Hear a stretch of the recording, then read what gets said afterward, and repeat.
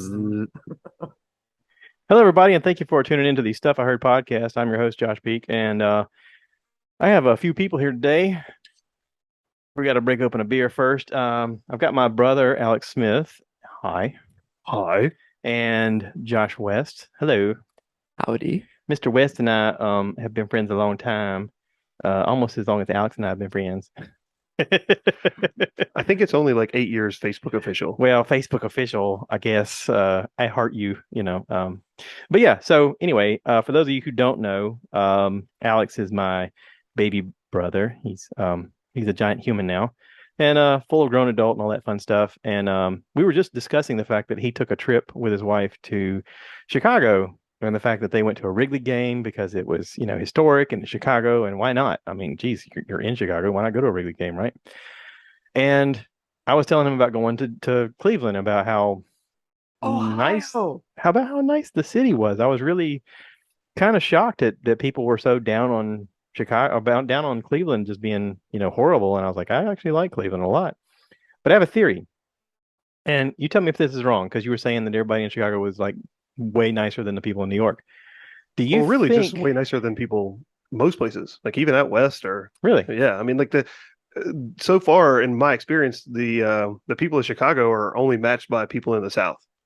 Really? I mean, when I've been out west, out northwest, it's called Midwest nice. Right. Yeah. Yes. So even when I went to Texas, I mean, like there were like people in San Antonio and Austin, they're fine, but it's almost like people in Chicago were overly nice. Like they were bending over backwards to make you feel welcome. Well, they could have been intimidated by you as well. Well, you are really big. I mean, I have that effect. I've never considered myself like an intimidating person, but it has come to my attention in the last couple of years that my wife has said, maybe don't talk so much with your hands because, they're huge. So, well, I mean, from the UFC fighting you used to do. Right, exactly. Yeah, obviously. Yeah. Well, okay, so there's a lot of truth in that. I think that there's a perception of when people meet people who are larger than them that they're going, oh, I need to be careful around this person. But also we saw the exact opposite of that whenever you were younger and we would go to bars because it'd be some drunk asshole who's like, I'm going to pick a fight with the big guy. And you were like not paying them attention or whatever. And you're like, this guy, what's the problem with him? And I was like, he's not the one you got to worry about. I'll mess him up. I was like, I'm your older brother. I'll protect you. Yeah, even now when I go out, which is super rare anymore because I have little kids, but if I do, there is always that guy. Yeah. And really they're just trying to fluff their feathers for their friends. And I'm a non-violent person by nature, but that doesn't mean I don't know how to handle myself. A lot of people mistaken my niceness for me not being able to take care of myself. And he's not violent by nature. Mr. West, would you like to weigh in? Do you identify as violent by nature? I have tendencies. As Ron White would say, I have been thrown out of a bar. Not by my choice. It was not by my choice. While my wife is inside laughing at me while I'm sitting out there explaining, I'd like to go back in the bar. Please and thank you. Now get out of the way. Yeah.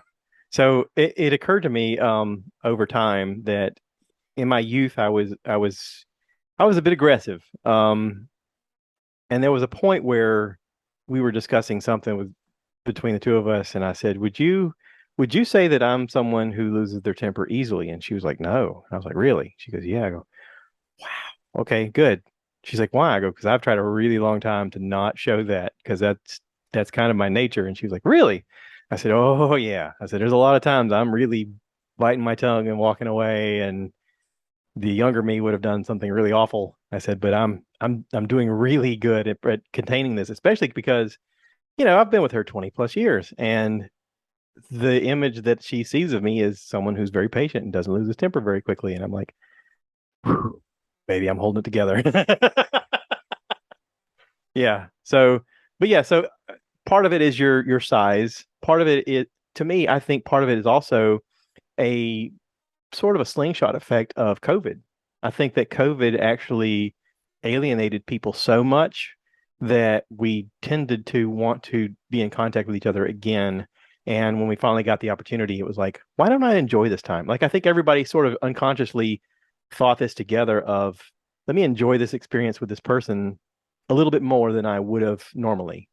Does that make any sense? Oh yeah, 100%. Well, I mean, you look at some of these interactions you had with people beforehand, And then COVID happened. And in Yeah. the beginning, like none of us knew, like, will we ever be able to get out of our house again? Yeah. And I think a lot of us, especially people, younger people in the service industry or that are just starting out in their careers that are alone, and they were wondering, like, am I ever going to be able to have real human contact again? Yeah. And I think there are a lot of us that we finally realized that quick interaction or that you're talking about, or that losing your temper or quick to anger or whatever you want to say, what that really showed us during that time off was it's not worth it. Yeah. I mean, is it worth it? And it's really not.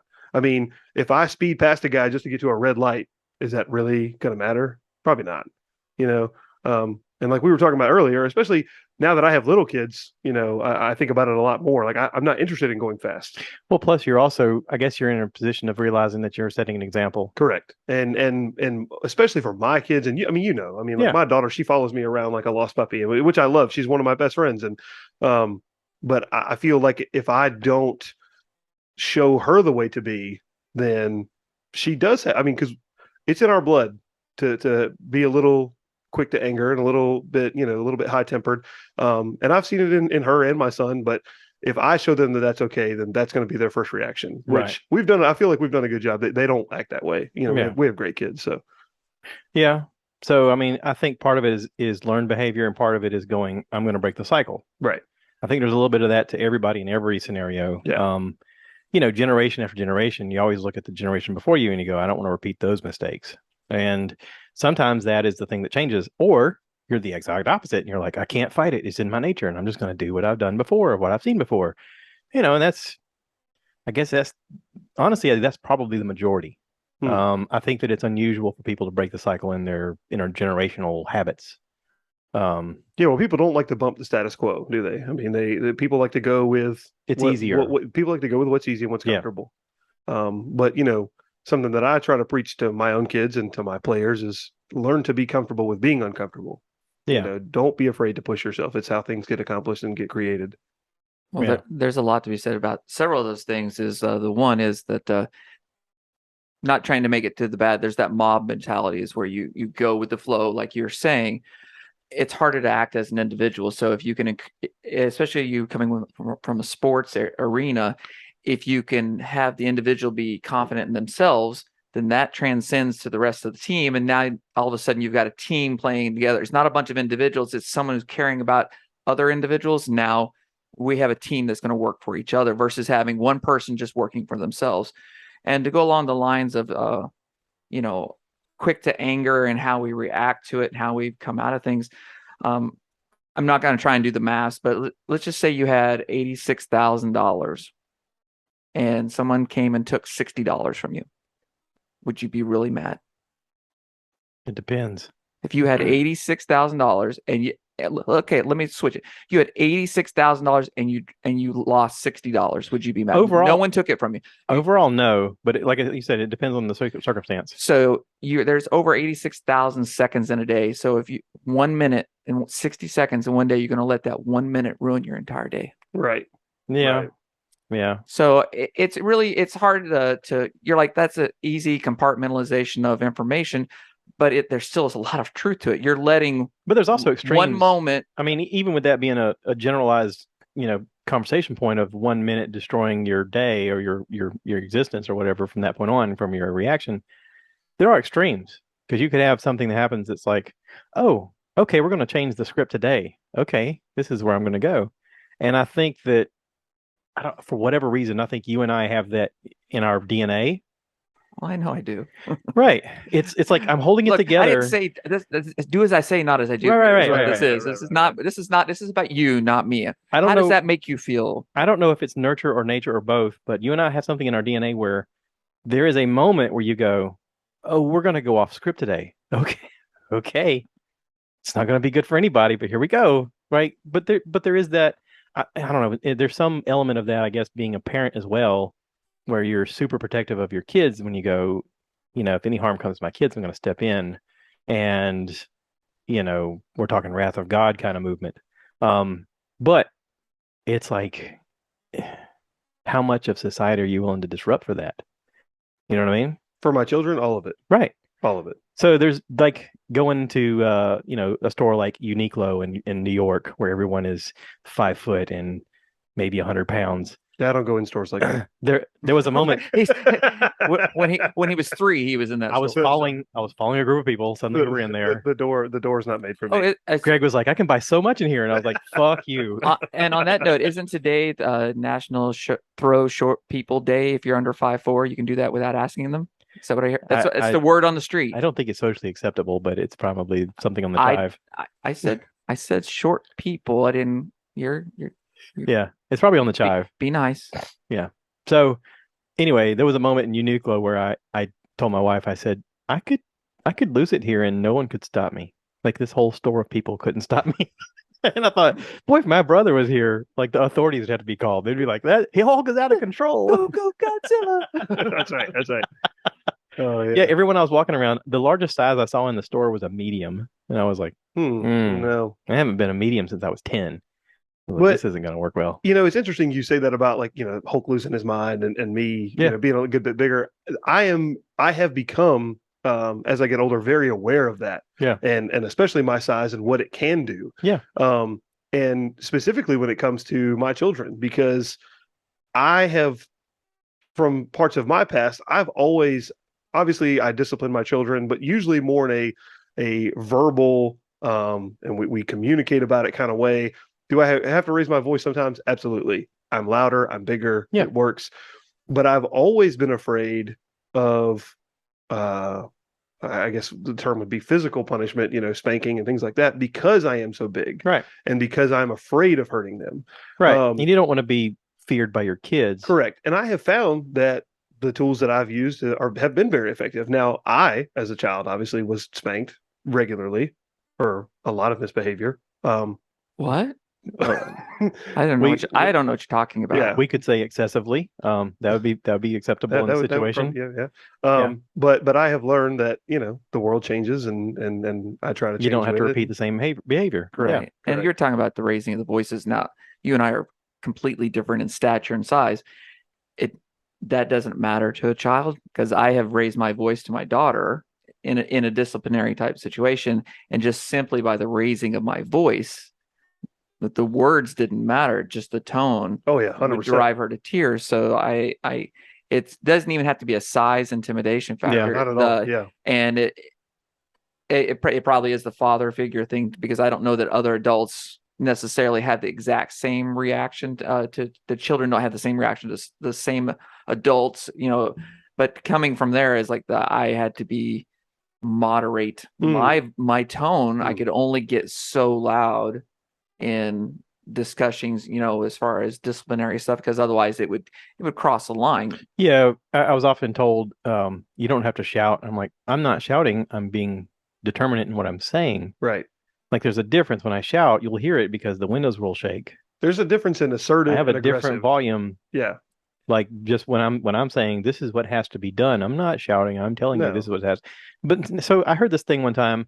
I don't know where I heard it, but it said that there's a lot of research that's done. It says that male voices generally are used in social situations for instructions and rules, whereas female voices are used for information. So I'd heard that, and then I went to Disney, and I noticed that whenever you're even on the monorail, please step away from the rail. The male voice tells you your directions, and the female voice tells you today this such as that, like she gives you the information of the day, but the guy is giving you direction. And I was like, oh, that's some subliminal stuff I've never thought of. But I thought, okay, so in my kids' standpoint, I would be the one who gives them discipline and direction of don't do this. This is the wrong thing. Do this. This is the right thing. Whereas when they want to find out information, oftentimes they would go to their mom. And I was going, okay, well, that makes sense. But I tried to, over the years, give them information as well. And I don't know if I blurred the lines. I'm sure I did. But I was, we're all just figuring this crap out, right? So there is no book that dictates what you're going to do with everybody. People can write books saying, I know how to parent. And they're all wrong. Because you knew how to parent your child. Yeah. You can do the same thing with. No, he didn't. No one. Nobody. And I don't mean that on him. Nobody knows. Nobody does. Nobody does. We're all figuring it out. It's a never-ending puzzle that pieces keep showing up. We're like, where did that come from? It's like That's the sock I was missing from last year. Yeah. Well, it's literally a book, and you're writing the page after the day is over. Yeah. I mean, Right. that's all you're doing. Right. And So then, I got to, and then rewriting it the next day, but like that Right. didn't work 2 days in a row. Dang And it. every other chapter is titled mistake. Yeah. I mean, yeah. you know. I got a guy that just started with me the other day, and I was doing orientation with him, and he was like, "Yeah, I'm getting married. I'm having a kid, and I'm nervous. And you got any pointers?" And I said, "Yeah." I said, Good luck. "Good luck." That's right. I said, there's no rule." I said, "Just know that every day when you make a decision, you're going to sit back later and talk to your wife and be like, did we do the right thing?" I said, and there's times you got to check in with your kids and go, did I parent that right? I said, you got to have that conversation because they have to know that you're not perfect. You're trying to figure this out too. And there is going to be that relationship. And so you have to have that conversation of going, listen, I'm telling you no, but this is why. And this is, I'm looking out for your well-being. I know you don't see it that way, but this is so everything that we were taught as kids talked about communication, communication, communication. And now that turns out to actually be true because that has to do with everything. It has to do with friendships. It has to do with work relationships. It has to do with your personal relationship with the person you're with. It has to do with your kids. Communication is the key. I mean, that's kind of the whole thing. I'm sorry when it does that. Did you have an injury? I was just telling you were number one because that was plan point number one that you referenced there. So just saying. That's what I've learned. That's my 2 cents worth. No, this is 2. That's 2 cents. That's way up there, buddy. I'm just here for the comedy effect that's non-visual. We're here. It is visual. We're on YouTube. Hi, Oh, hey, everybody. So anyway, we're here for Bert. We actually have a concert or comedy show we're going to. I don't think Bert calls them a concert. No, I just said that. Does he sing? He might. Oh, yes. I mean, there's always you never know. He's a wild card. He comes out with "Oh, Black Betty, Bam Lambo," and he's on this fitness challenge now. I know he dances. He's a good dancer. He's a good belly dancer. He's a good belly dancer. I am not getting in a dance off with. I'm like Phil Collins. I can't dance. So yeah, okay. So anyway, he's doing this fitness thing with Joe Rogan, Ari Shaffir, and Tom Segura. They're doing a sober October. I am not doing a sober October. Yeah. So what? He's 7 days in. Tomorrow he'll be 8 days in. Yeah. To sober October. He's actually flown twice now sober, and he's like, I'm doing okay, holding it together. But he's doing this fitness thing where they're challenging each other to burn 500 calories a day. And him and Tom are wearing the Whoop app, the Whoop strap thing. And Joe's got a strap that he wears over his chest and is monitoring his cardio. And part of the thing that Bert decided he's going to do is do 100 push-ups per day. So every day he's actually using social media, setting his phone up and banging them out 10, 20 at a time. And he's like, geez, God, I got 25 more to go. He's like, you'd think these get easier, but they will get easier because we've done that kind of stuff before. But it's interesting to see him do that because like yesterday they did the Rogan podcast. Then he caught a flight to Charlottesville to do a show tonight. And then he's going to be in Florence tomorrow. And then he's in Charleston the next day. That's right. But when he got off the flight in Charlottesville, he's like, I got 30 minutes to make it to the show and I have not worked out today. And he's like, that means I'm gonna have to work out after the show. And I'm checking out Instagram because he's posting there nonstop. He's after the show, him and his whole crew. They even brought his trainer with him. And she's like, all right, time to go, fat boy. And he's like, all right, here we go. They brought the rower with them on the bus. They got one of those water rower things that you put the water in and got the resistance thing. And so they're burning the calories, they're doing the thing. And so, I kind of expect them to talk about that a little bit on stage tomorrow night. But yeah, so we're here to see Bert do his comedy show here in Florence, South Carolina, which is freaking crazy that he's here in Florence. I mean, I don't know about you guys, but I always looked at Florence as the place people pass by. Well, when I think about a comedian like Bert, Bert is, in my mind, he's the everyman comedian. I think so too. He does clubs, he does arenas, he does, outdoor show. I mean, he's everywhere. Yeah. He does his own thing. He doesn't really care. And to him, the everyman lives in a place like Florence. Yeah. And so even early on in his career, like I've heard him talk about touring in the Midwest, right, where a lot of comedians wouldn't go. He goes, I'm a road comic. I'm going to go everywhere. Everywhere. And I kept yelling at my, phone going, come to Florence. And he just, like Charlotte, we got to see him in Charlotte. And that was cool at the Comedy Zone, which is a really neat little venue. Little basement venue. If anybody's listening to this and you want to see some good comedy and you live in Charlotte or around Charlotte, go to the Comedy Zone. It's underneath a Mexican restaurant. Literally, you go in this Mexican restaurant and you're like, where's the Comedy Zone? And they go, oh, it's downstairs. It's cool. It what, 300 people maybe? Yeah, maybe, yeah. and nice intimate setting, good sound, low ceilings. The laughter comes in rolls. You can get good seats for pretty cheap. There's lots of comedians that go there on a regular basis. Shout out to the Comedy Zone. I mean, I've seen some great comedy there. I saw Bert twice, and I've seen Joey Diaz there. Fantastic shows. But also the little Mexican restaurant above it is awesome. I mean, we went there and had a great time. And then Yeah. there's some stuff nearby that you could walk to after the show, which we Mhm. did. We even found a little karaoke place. All right. I want Mexican tonight. Thank you. You do want Mexican? Yeah. We Yeah, can you make. talked me into it now. Now, I mean, you keep talking, you keep saying Mexican, Mexican. It's like subliminal, but not Ow, really. ow, ow, ow. Listen, I may be part Mexican. I really like. I don't know what it is about We have a Mexican good food. olive complexion, maybe Mediterranean. Yeah. You know what's crazy? That's a different M word. That's not even it's not even close. Norwegian. No. Yeah, well, that's me. No. Yeah, you're Norwegian. Yeah. Yeah. So I've noticed. I don't know if you've noticed, but working outside, I get really dark on my arms, but then I wear pants a good bit, so I look like two different people in comparison. Ah, Like it's two different complexions altogether. And you're a monster. I made a comment like that to a guy that I work with who's black, and he was like, "Oh yeah, watch this." And he pulls up his pants leg, and his pants legs, his legs are about as brown as my legs, and he's dark on his arms. He's like, "Look at this." He goes, "Imagine looking at this and going, what the hell's going on here?" He goes, "I'm supposed to be black." That's funny. Yeah, but yeah. So back to the subject. Bert's going to be at the show. I think Dave Williamson is opening up. I don't know who else is going to be opening up. He's been doing like 3 other openers with him lately. Shane Gillis was doing it for a while. I don't know who else on the tour right now. Looking at the videos, I can't really tell. But there's no telling who's going to be Yeah, there. you never know.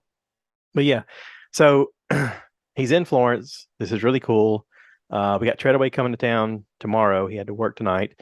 Greg couldn't make it because he's got an anniversary or some crap, whatever. Jeez. Guess you just No comment. priorities. You got to make priorities. I love my wife. That's what I'm saying. I was gonna say there's a camera. Oh, there is a camera. So Yes, yes, yes. Michelle, I love you. I told him, I said, you couldn't tell her, like, listen, I got to call it off. We just can't. It's like, hi, honey, thanks for the fireball. It's been a good. The guys have loved the fireball. It's been a good 20 years, but we got to take a break for about a week. Really, just a weekend. Just a weekend. Just a weekend. Yeah. So we keep planning these events, and then things come up where he's double booked for something else, and I'm like, oh man, you're missing out. But yeah, so I'm looking forward to the show. I'm looking forward to not only that, but finishing this podcast and hanging out with you guys a little more. But I did want to talk about, what you're talking about with, traveling and visiting and seeing people and seeing how they're different, how they're changing. And it got my brain thinking there's got to be something to the fact that COVID had an effect. I mean, and that was just sort of my mentality on that subject. I mean, I know it's kind of all over the place, but that's where my brain keeps going back to is we all want to be around each other in some weird way. And COVID took that away from us for a good year. Be around each other, and we also want to go eat Mexican. And we want to go eat Mexican. Yeah. But also on the flip side, I think the important things. I think there's a good portion, and I see this especially in the school system. There's a good portion of the population that actually enjoyed not having to interact. They really enjoyed the idea that they got to be at home and not have to be around people, because they're very introverted. So it's funny you say that. We're talking about the generational things that have gone through. We as a society are very we like personal interaction, or historically have. But I do know that the younger generations are struggling with a lot more issues than we did, and maybe we did, but I just feel like there's so much going on in today's society it's a lot of weight to be on these young adults. And I know that some of my daughter's friends and whatnot have anxiety issues. I know some of them are, seeing psychiatrists, and which is good because we now are identifying that the young adults need help at an earlier age, because when you can get them the help that they need, it's a building block, like a pyramid. If you get that good foundation at a young age, they can be better, more productive adults and not shy away from the interaction. But like you said, there were a lot of kids who, I don't want to say as many that flourished, also failed. So I don't know if there's a bell curve of how that worked. If the flourish versus fail were an equal amount, and the rest of them fell in the middle, or if it was a pretty significant amount of people. That would be the interesting things to see on the numbers. But well, it's interesting you say that because now that we're 2 years out, there are a lot of studies about that, and it is a relative bell curve. Just like most things, you have your outliers, high and low. The biggest stat though that came out, especially within the school system, were the increased number of suicides. Yeah. Of teens, and mostly because for a lot of these teens in rural areas, in low poverty areas, or bad home life. School is a safe haven. Yeah. And school has been, because educators are mandated reporters, school has become a place where we identify these things early. Educators are taught how to identify them early and how to pick up on them, nuances and things like that. And because of that, we were able to reduce that suicide rate. But then COVID happened, and now we're not allowed.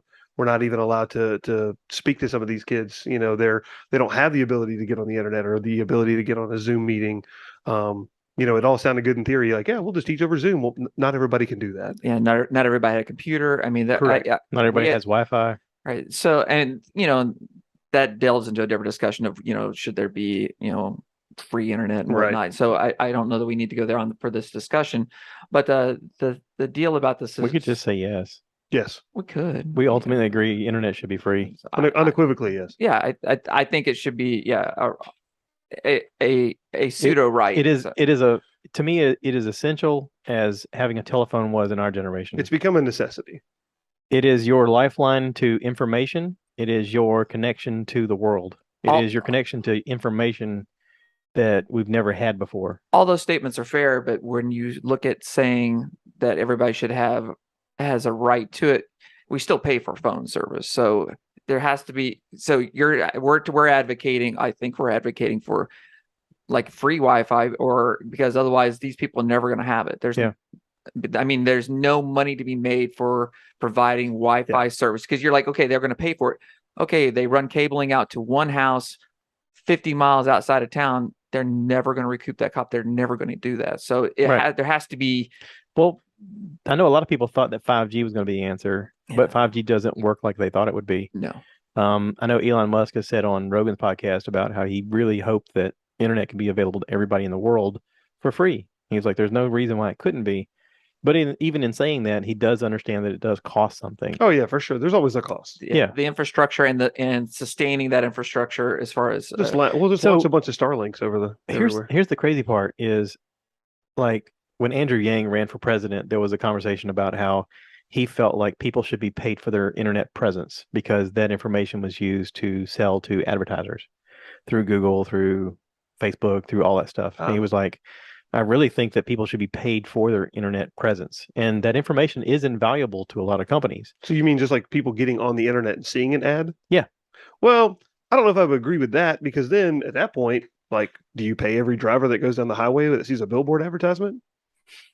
So I don't know the number, but I know that obviously the internet usage is much higher than someone who would travel down 95 to Charleston, but but them tracking your activity online is more information than is it's so much information apparently that it helps companies either succeed or fail based upon their decisions of what to make or not make, and it is invaluable to them to the point that it is worth them paying you for. The thing about giving internet to the people is you're also giving a thumbs up to being watched, being controlled, being monitored at all times. And what's to say that you decide to run for president, or one of our kids decides to run for president, and they go, well, your internet search history back in third grade, you looked up what it would take to build a bomb. Well, let's be honest. I mean, the internet aside, you're being watched, monitored, 24/7 anyway. Everything's watching you. I mean, if you have a phone, they know where you are. Yeah. Whether you, I know that this video when what was it, like a year ago, went viral, where they were like, oh, you can turn off the tracking. No, you can't. They can't. No, you cannot. You can click the button. Yeah, it's not off. The whole reason that Edward Snowden got in trouble was because he publicly said what everybody thought anyway. Correct. He was just like, hey, they're monitoring us all the time. Correct. And they were like, oh my God, he's a traitor. We should, like, what? One of my students said that to me one time, like, Coach, you're being tracked. I'm like, yeah, They're We all are. they're watching me go from my house to here. Yeah. Yeah. to teach you. Have fun with that. Yeah. Oh, look, I like to go to bed at 9 o'clock That's and right. watch YouTube videos. That's right. Oh, look, I'm watching Meals by Cooge on TikTok again. Hey, there's Bert working out again. I don't know why I'm watching that. Another pastrami sandwich. Are you kidding me? Another what was it? Sam Morella has got a comedy show on, and he's like, does anybody have the algorithm where you just watch people do TikToks of eating sandwiches? He goes, apparently that's what I like.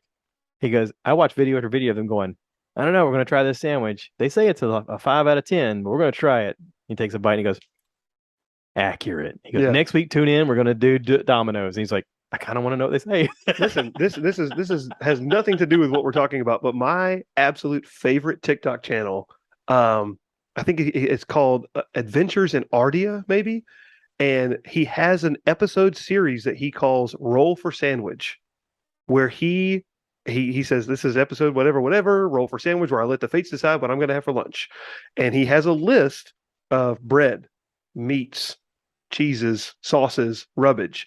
And he takes D&D dice and he rolls it out and he lets the D&D dice select his bread and whatever the gods decide, that's what he has. Oh, wow. And sometimes they're incredible and sometimes they are a nightmare. Oh, wow. I mean, but he'll true to himself. He and what's funny is, like, you're just watching his hands, and he has these little like sword toothpicks, and he has a chainmail glove that he holds it with his little butcher axe that he cuts the sandwich. I mean, it's my favorite channel. It's incredible. That's funny. Yeah. Holy Yeah. cow. But I mean, like, it became so popular so fast that he lives in the Michigan area. The Detroit Lions had him come to their stadium to do a roll for sandwich episode on the 50-yard line. Oh, that's funny. Yeah, it was. I mean, it blew up really fast. So, Well, to be honest, they're just trying to get people to watch the Lions. well, yeah. Them and Dan they're- Campbell are doing yeah. everything they can. Yeah, they're terrible. Yeah. But yeah, so, the internet, whether we realize it or not, has such a huge effect on our lives. Again, I wonder if that has an effect with the way people interact. Like you were talking about people being supremely nice. Maybe people get the fact that, oh, once in a while you can be on camera when you're a jerk. And so people are hyper aware of that now. And so they're trying to put their best foot forward at all times, because they're like, I want good reviews. I want you to like my restaurant. I want you to spend money here. I want you to tell other people to spend your money here.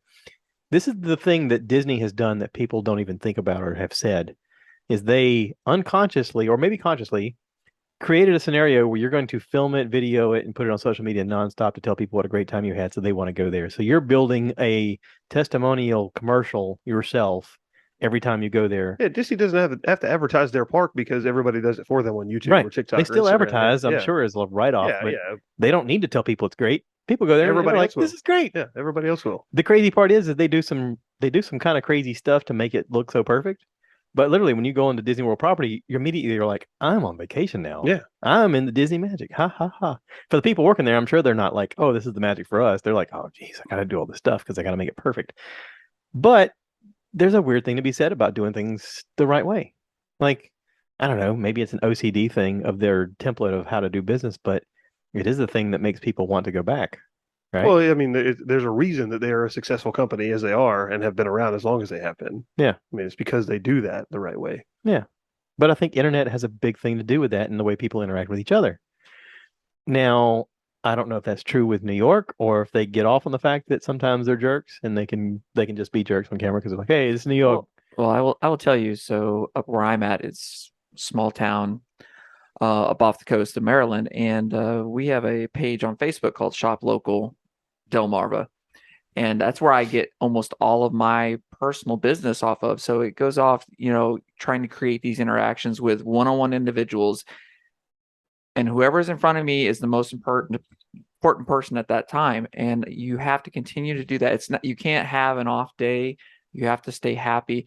And it goes back to trying to get the good reviews and get the referrals. And 90% of my business is referral. Yeah. It's somebody recommending me to someone else. So there is some validity in that, because it does make a difference. Whether it only takes one bad review to go like wildfire, and with today's current cancel culture, you can crush a business pretty quickly if you can make mistakes. That's not what I'm saying. If you do something egregious and you don't do anything to rectify it, and you can inflame the situation, that causes things to go really bad. But I think that people are being more hyper aware of being on video or having a video being done or a TikTok in their place or somebody just dropping a line, oh, this is the guy that we use. It makes a huge difference to small business, medium business. Yeah. And we were just talking about Disney. So it doesn't matter what level you are, it does make a difference. And I think our society has gotten very hyper aware of the visibility of things. And I think that is something that. And for us as adults who grew up without this as kids, thank goodness, and then learning it as adults, it's been a lot of work on our part to absorb this information and use it. For kids being born today, I'm sure it is overwhelming. It's funny if you start processing that information about what we're talking about now, and you go back to our grandparents. Some of those didn't have cars, some of them didn't have electricity, they didn't have running water. It's amazing to think of what some of our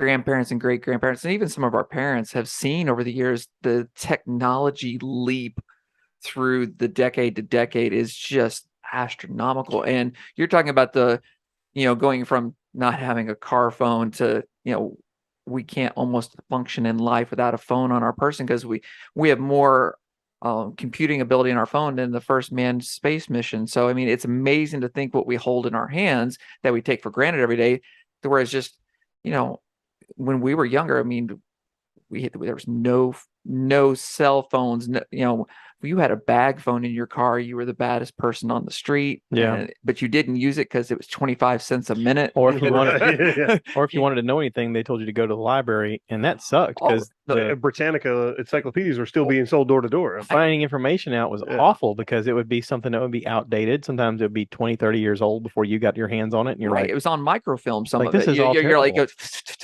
But, to pages, and you say that young kids are overwhelmed, but I actually think that it's the older generation that's more overwhelmed because like you said, all of these things are being introduced that they never had. Yeah. Like my kids don't necessarily feel overwhelmed because it's always been a presence. They grew in their up life. with it. They grew up with it in their life. I have a theory about this, and I know this kind of skirts on the political aspect, but I kind of want to talk about this for a second.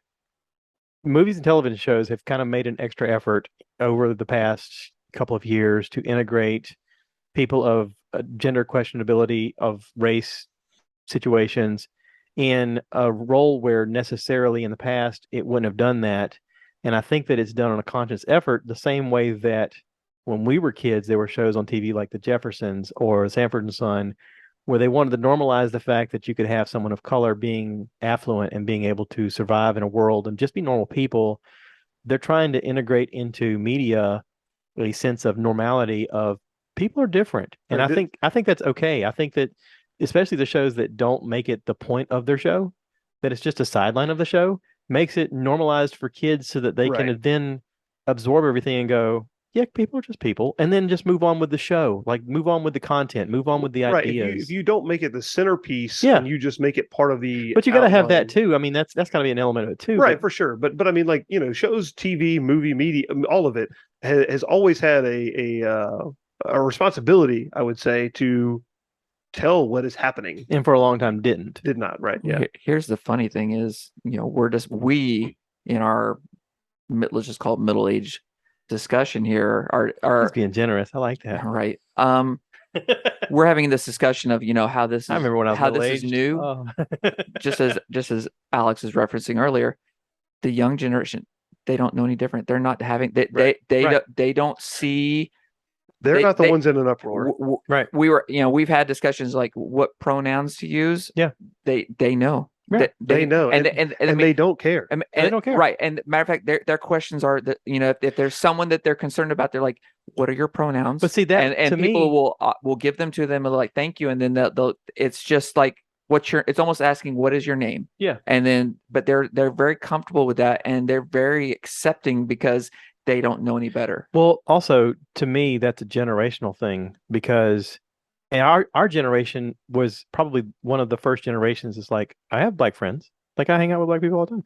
Your generation was like, we talking about black friends. Like, I just have friends. Right. Exactly. Like it was because you're 12 years younger than us. I mean, your generation was more like, what are you talking about, black friends? Like, I just have friends. They're just people. Right. Everyone. But our generation before us was like, I know some black people. Right. But it was like, it was this thing of transitioning just the color lines of being of different color.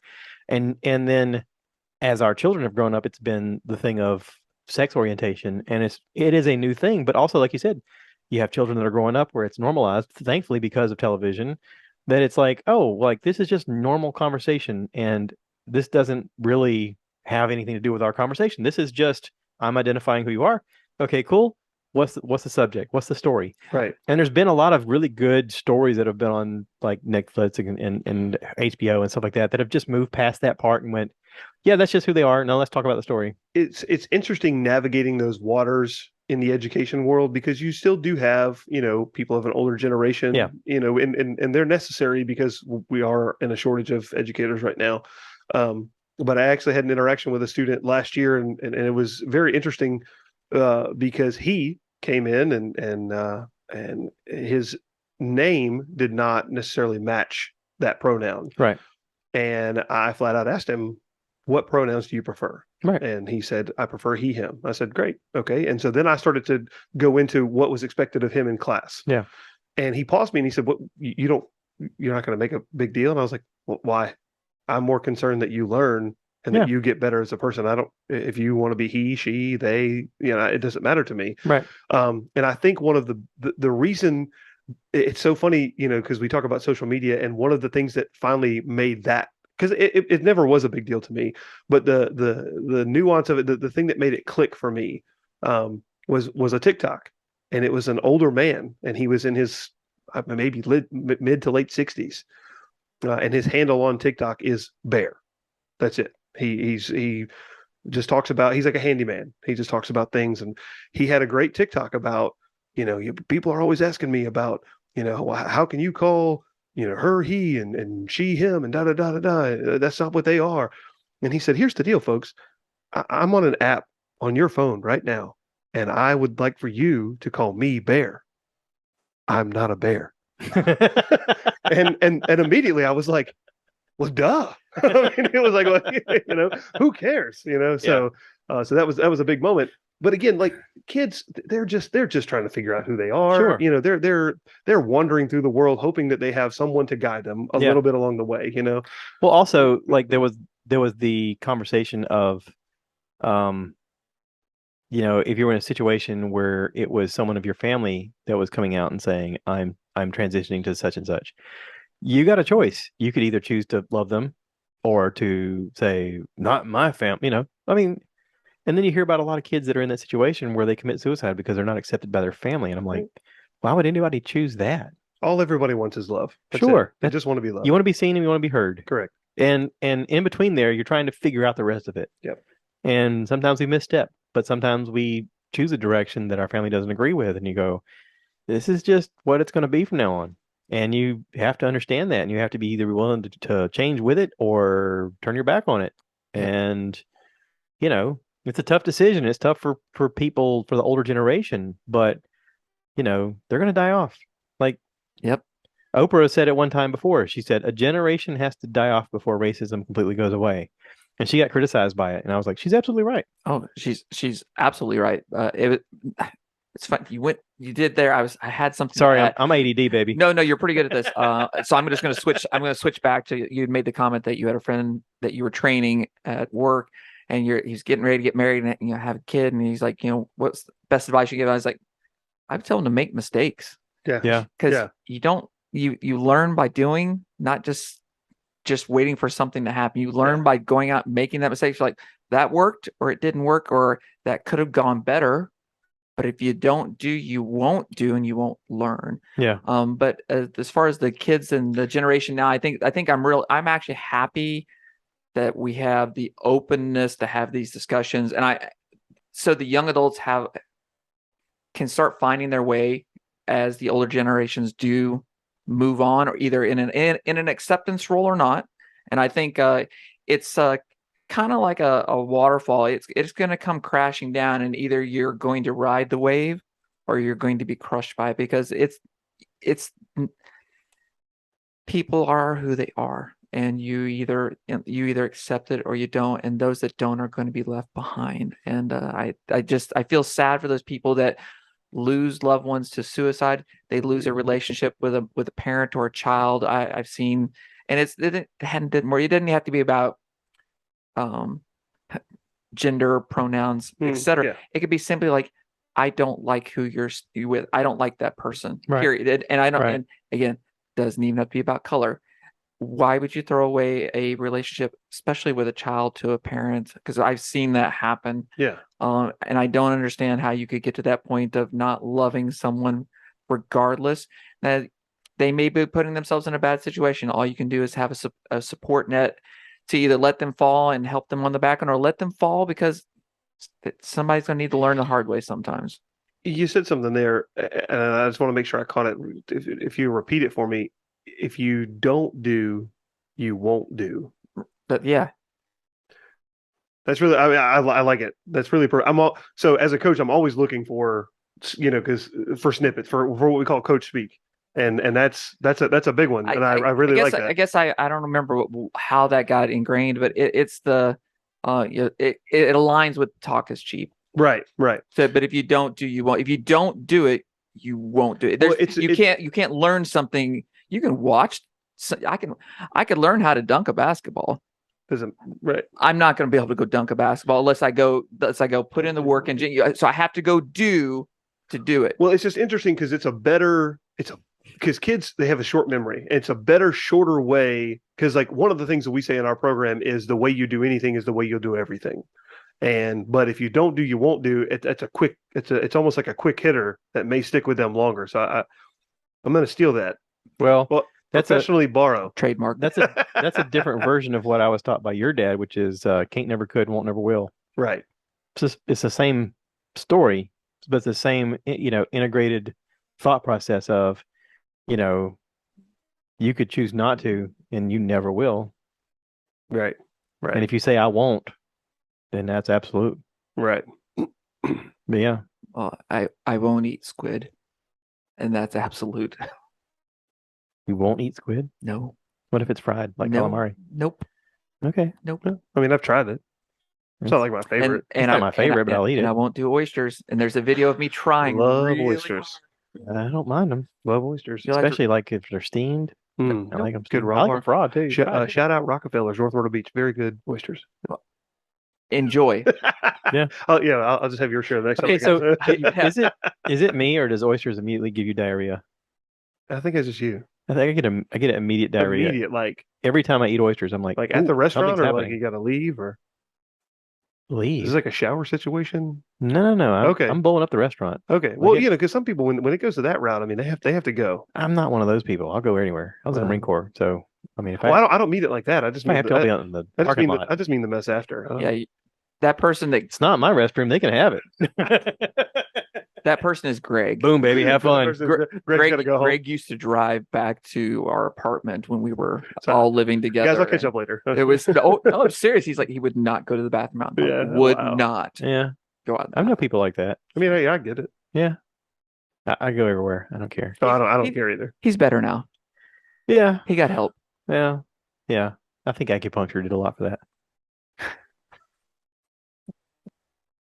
It's funny to hear him talk about acupuncture. He's like, I'm a healthcare professional. There's no reason this should work. And it works. Like, I hate that it works. It's like, I can't explain it. Listen, I've had acupuncture.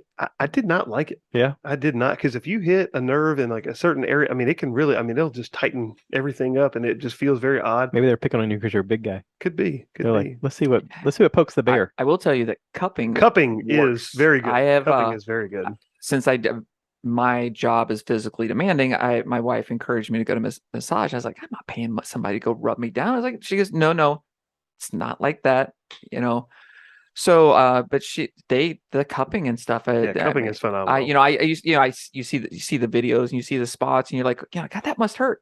I was like, I don't care what it does. If it makes me feel better, I don't care if there's little cupping marks. Yeah, I think Michael Phelps was the first time we saw that like on TV. You may be exactly correct. Because he walked across and you're like, God, did he get in a bar fight? Yeah. Or like what happened? Is he an alien? It's like they took off the machine. Yeah. So cupping is incredible. It's some way to make them faster in the water. It's very good. Yeah, that's right. Like a golf ball. The little dimples, the waves go over it.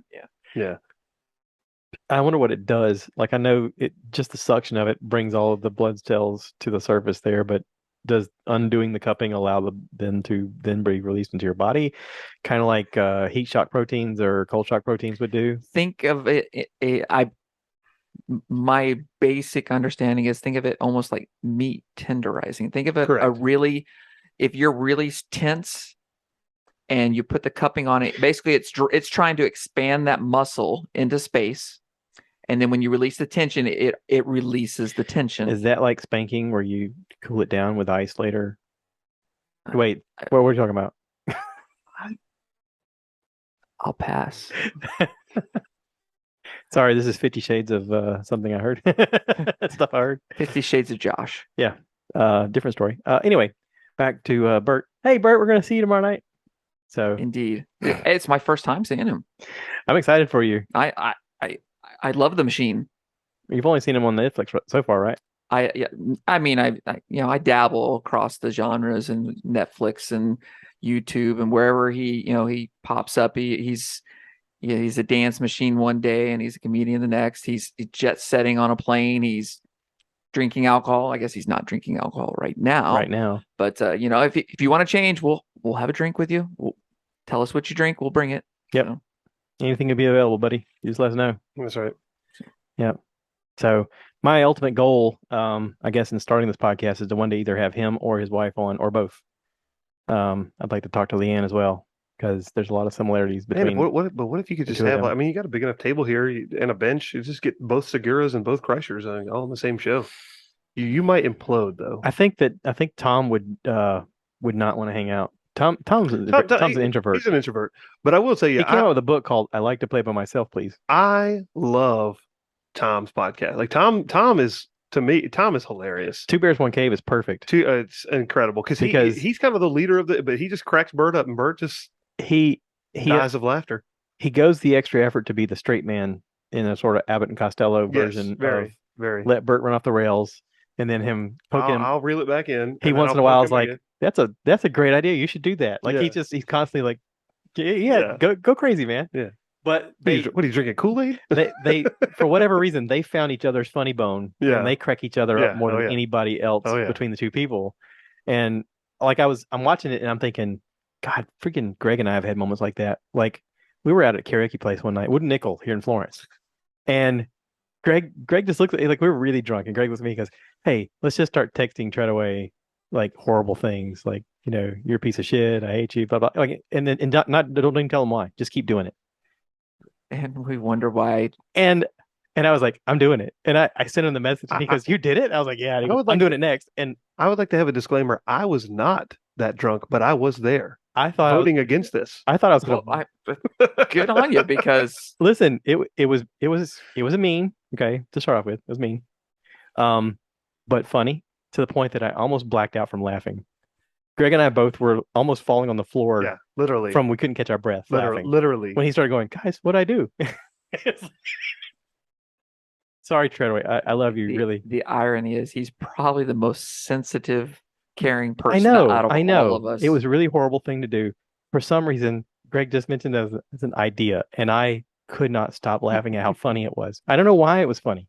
It's just some messed up, broken component of my humor, but oh, I thought I was going to die. I couldn't catch my breath. You and the fat boy should not be left alone to your own devices. Or when we went into the house at North Myrtle Beach. Oh boy! And Greg broke out with the Nightmare on Elm Street and did the full Freddy Krueger. Now, that's okay. That harmed no one except maybe Rodney. That was also the weekend that you guys finally convinced him to shave his head. Destro. Yes, it was Destro weekend. Yeah. Angie's like, "Hand me the scissors. I'll get it." Cobra. All I remember, you were going around the house going Cobra. all weekend, which was I will tell you, our wives were asleep. They all came out of the rooms. They're like, "Are they fighting?" And we were on the floor laughing, couldn't catch our breath. But he looked so much better. He looked Listen, the shaved head and the beard it works for him a lot. It is a good look. It is a strong look. Yeah, strong. But he's got a strong personality. Very. I was like, "Rocket, baby, do the thing." He was worried. He had his longer hair. He's like, that's my thought that was his strength. And we were like, dude, your strength is yet to be shown. Yeah. You're like the little flower that hasn't been discovered yet. You need to shine through, baby. Yep. Yeah. Shaving the head was the right move for sure. Well, and we've seen him through the transition that he's going through right now, in his relationship situation of becoming like the person he's meant to be. and getting to have Well, some of guys, the he's traveling. He's like he didn't hanging have out the with best friends. time of Like his he's having a life. great time. Yeah. Right, right. Now that he's not around, what's her face? I mean, he's getting to do everything he wants to do. He's going to shows, he's going to concerts, he's going to comedy stuff, He has he's done hanging out more in in the recently last year. than he has in the past 10, 20. Absolutely. Yeah. Absolutely. Yeah, which is great. It's I look at him as fantastic. being supremely happy right now. Oh, he did. I mean, he didn't know what he knew what he was missing, but he didn't know what he was missing. he would like to be in a relationship. I give him that, but I think that what he's doing right now is living his best life. Yeah. You know, it's very healthy right now. he looks extremely happy. Yeah. That's what I will tell you that my wife and I have had this exact conversation, and we're like, we're extremely, he looks happy. Yeah. He's smiling, he's posting, he's traveling, he's going to shows, he's gone to New York, he's gone to Ohio. And I'm like, Pittsburgh. He's traveled more than I have. And we travel pretty well. And I'm like, it's like, I'm not jealous. I'm happy because I know what traveling does to a person. It can reinvigorate your whole psyche. When you get back, you're sad that you're off your trip, but you're like, let's plan the next one. That's right. Yeah. You know, it really sets you up. What was that? I think you thumped something. Oh, it's my phone. Don't look now. It's me. It's not you. It's me. I dropped my buzzy toy. It's your phone. Sorry. I got it now. Got it. I see. But yeah, he's living his best life, and I'm happy for him. Yeah, yeah. And we get to hang out with him tomorrow. Yeah, so, can't wait. Yeah. If I know he's going to watch this later, but we love you, and we're glad you're working tonight, and we'll see you tomorrow. And we will not send you texts tonight. Okay, Alex and I will not send you texts tonight. I will send you texts tonight. Loving text. Okay. I heart you. Define what kind of text you will send right now. It's not going to be mean. Greg's not here. It'll be a video of him singing. Greg can be easily accessed and influenced. So he's on his anniversary weekend. I bet we could call him right now. He's busy. He's busy. He's old. He's on the coast of whatever town that is on the Gulf Coast with his feet up and probably a cold beverage in his hand. He's been sober for a while, and he said, "I'm not planning on drinking until we go to this thing." I think he's been sober for like 2 or 3 months. Wow, that's great. Yeah, for him. Sure, have fun, buddy. It's good. Yeah. All right. I feel good about this. Yeah, we've done about an hour. Yeah, it's not bad. I feel good. Yeah. Is there Mexican nearby? There will be Mexican. There will be blood. There will be Mexican. That's a bit harsh. Sorry, that was tough. It's like I mean, I sacrifice just to don't really like my fajita meat that rare. Christian Bale suddenly was. There will be blood. So, yikes! That's what you can do. Your Freddy Krueger. No, you must die. I don't know the words. Okay. It always cracks me up every time I hear it, though. I can't stop laughing. You got the body. I've got the... Maybe is that what it is? Yeah, there's it's a whole bunch of it. Yeah. So. All right. Well, I'm gonna wrap this up. Thanks everybody for listening and sticking around with us. We're just hanging out, like I said, getting ready for Bert Show tomorrow night here in Florence, South Carolina. If you don't have your tickets, go get them now at bertbert.com. And did I say it 3 times? Bertbert.com. Bert. BERT, BERT. Or Ticketmaster. Or if you live in Florence, just go up to the place and buy tickets. Or just use Google. Or Google. We have the internet. The thing. We can learn things. Okay. So I'm gonna wrap this up. Thanks everybody listening. Please remember to rate, review, subscribe, share with your friends, and as always, I say this by ending cue the cow. Cue the cow. So I want you guys to give me more likes. Give me more likes.